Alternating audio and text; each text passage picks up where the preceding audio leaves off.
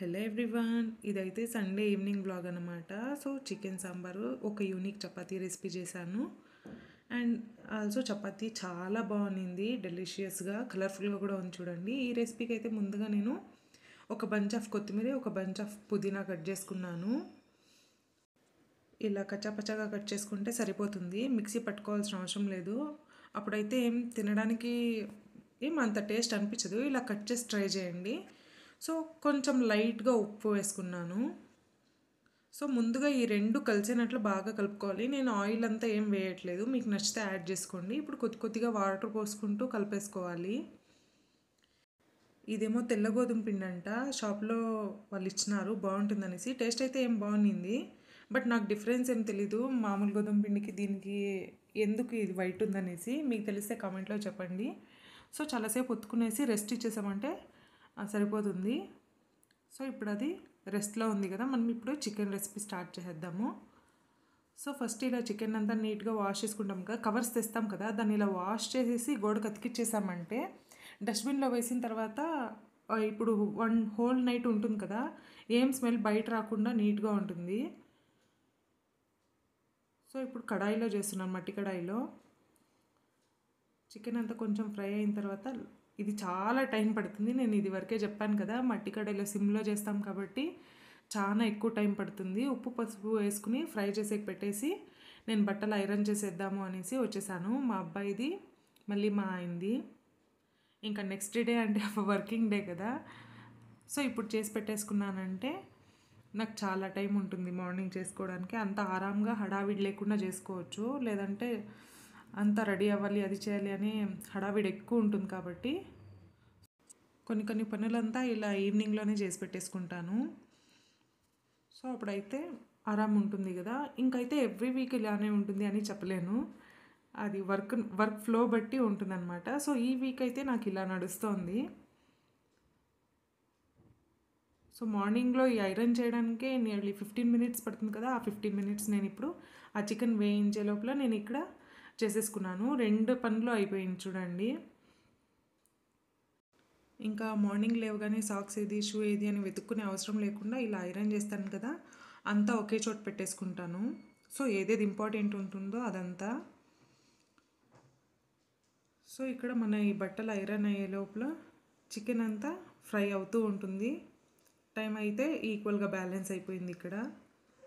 So చూడండి, chicken బాగా fry అయింది కదా. ఇప్పుడైతే నేను బేసిక్ మసాలా ఆల్రెడీ చెప్పాను కదా, ఇంతకుముందు నాటుకోడి పులుసులో వేసాను కదా, సేమ్ మసాలానే ఇక్కడ కూడా చేసుకున్నాను. సో అందుకే ఏం డీటెయిల్గా ఏం మెన్షన్ చేయలేదు. ఇప్పుడు ఒక క్విక్ ఇన్ఫర్మేషన్ ఇచ్చేస్తాను. ఏం లేదు, అల్లం, తెల్లగడ్డలు, ఎర్రగడ్డలు, పచ్చిమిర్చి, కొత్తిమీర ఎక్కువగా వేసుకుంటాను, కొంచెం శనగపప్పు, ఇవన్నింటినీ మిక్సీ పట్టేసుకునేది అంతే. సో ఇంకా చపాతీ కూడా చేసేద్దామని దీన్ని సపరేట్గా పెట్టేశాను ఆ పక్క పొయ్యిలో. ఇప్పుడైతే చపాతీ చూడండి, చాలా సాఫ్ట్గా ఉన్నింది పిండి అయితే.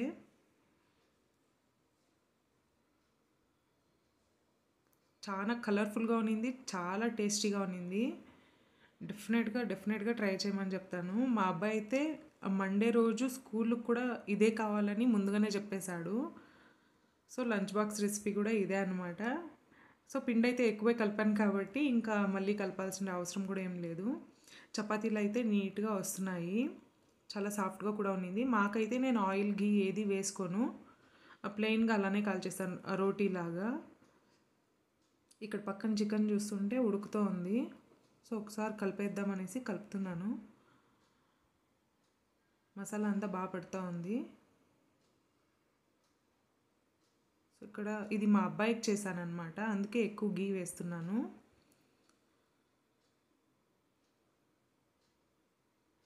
ఘీ వేసిన తర్వాత అయితే ఇంకా అరోమా బాగుంది, చాలా సాఫ్ట్గా కూడా ఉన్నింది. చూడండి, చికెన్ సాంబార్ కూడా రెడీ అయిపోయింది. నేను చపాతీ చేసే లోపల అయితే బాగా నీట్గా ఉడికిపోయినాయి అన్నమాట. ఒకటి చెక్ చేద్దామనేసి తీసుకుని చెక్ చేశాను. చూడండి, స్పూన్లో కట్ చేస్తేనే చాలా సాఫ్ట్గా పీసెస్ అయిపోతున్నాయి కదా. సో ఇప్పుడు ఇంకా రేపు వర్కింగ్ డే, స్కూల్ ఉంది కాబట్టి అర్లీగా తినిపించేసి అర్లీగా పడుకోబెట్టేస్తాను. ఈరోజు వంట అంతా చాలా బాగుంది, చపాతీ, చికెన్ కర్రీ అంతా బాగుంది. మీరు మీ వీకెండ్ సండేని ఎలా స్పెండ్ చేశారు కామెంట్లో మెన్షన్ చేయండి. అండ్ మాది కూడా డిన్నర్ అయిపోయిన తర్వాత లెఫ్ట్ ఓవర్ సాంబార్నంతా ఒక గిన్నెలో తీసి పెట్టేశాను. సో ఎవరైనా గెస్ట్లు వస్తేనే నేను ఇలా సర్వింగ్ గిన్నెలో తీస్తాను, లేదంటే మేము అలానే కూర్చొని తినేస్తాము. దాన్ని ఏమి సపరేట్ గిన్నెలో తీసుకుని పోవడం అలంతా ఏముండదు. ఇంకా దాని తర్వాత పాత్రలంతా కడిగేసాను. సో నేను పాత్రలు కడిగేటప్పుడు కూడా చిన్నవంతా ఒకసారి కడిగేస్తాను. దాని తర్వాత ప్లేట్స్, దాని తర్వాత పెద్ద సామాన్లు ఇలా కడుగుతాను అనమాట. అంటే నాకు ఇలా అలవాటు అయిపోయింది ఆర్గనైజ్డ్గా కడగడము. అన్నిటినీ ఒకేసారి పోగేసుకుని కడిగేయను. సో చిన్నవైన తర్వాత ఇలా తట్టలంతా కడిగేస్తున్నాను.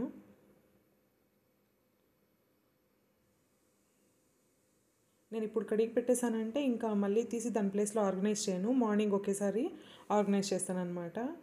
సో ఇప్పుడు ఈ సాంబార్ చేసిండేది ఉంది కదా మట్టి కడాయి, దీన్ని అయితే సోప్ అంతా ఏం యూజ్ చేసి కడగకూడదు అనమాట. మట్టి కాబట్టి అబ్జార్బ్ చేసుకునేస్తుంది. మళ్ళీ మనం ఫుడ్ వండేటప్పుడు అది మళ్ళీ ఫుడ్లోకి రిలీజ్ అయిపోతుంది.